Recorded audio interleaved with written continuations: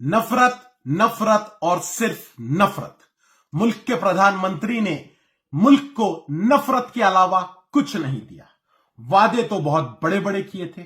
वादा तो किया था हर अकाउंट में 15 लाख रुपए डालने का। वादा तो किया था काला धन को वापस लाने का। वादा तो किया था हर साल 2 करोड़ नौकरी देने का। वादा तो किया था बेरोजगारी को मिटाने का। वादा तो किया था गरीबी को मिटाने का। वादा तो किया था भ्रष्टाचार को खत्म करने का। वादा तो यह भी किया था 35 रुपए पेट्रोल और 35 रुपए डीजल देने का। वादा तो 5 ट्रिलियन इकोनॉमी का भी किया था और सबसे ऊपर वादा किया था सबका साथ सबका विकास।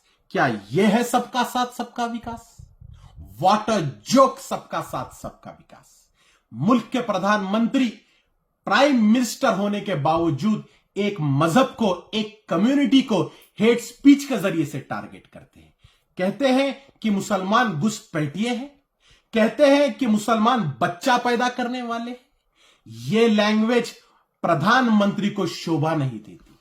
हिंदुस्तान की तारीख में किसी भी प्रधानमंत्री ने इस तरीके की हेट स्पीच का इस्तेमाल नहीं किया।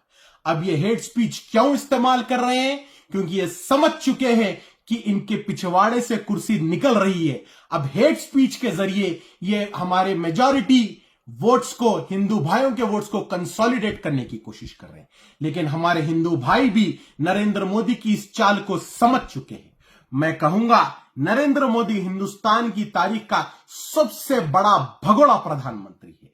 यह प्रधानमंत्री बचपन में पढ़ाई छोड़कर अपने स्कूल से भागा, मां के गहने चुराकर अपने घर से भागा, शादी कर पत्नी को छोड़कर भागा, अपनी जिम्मेदारियों को छोड़कर हिमालय पर्वत भाग गया। इंटरव्यू देने से यह आज तक भागता रहा। 400 का गैस सिलेंडर 1200 हो गया, इस मुद्दे पे भागा। पेट्रोल डीजल की बढ़ती कीमतों पे भागा। दाल चावल दूध हद तो हद, कफन पे भी जीएसटी लग गया, इस पे सवाल किया तो भागा।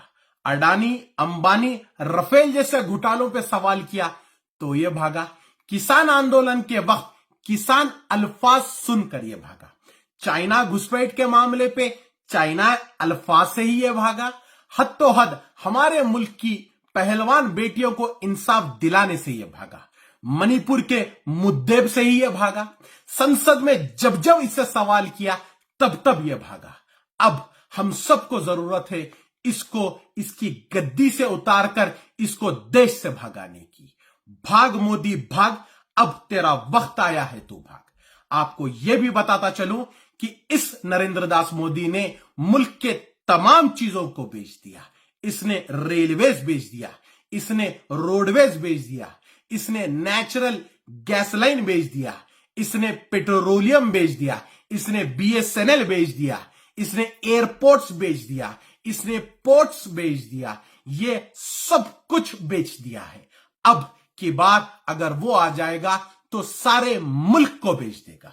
तो आपसे मैं गुजारिश करता हूं कि इस नफरत फैलाने वाली सोच को, इस शख्स को हराना, इसकी पार्टी बीजेपी को हराना, ये आपकी और हमारी जिम्मेदारी है। आने वाले इलेक्शन में बढ़ चढ़कर वोट डालिए और अपने वोट के जरिए आप सही शख्स को चुनिए और इस शख्स को अपना इत्तेहाद बताकर इस शख्स को आप हराइए। ये आपका और मेरा फर्ज बन चुका है। बहुत बहुत शुक्रिया।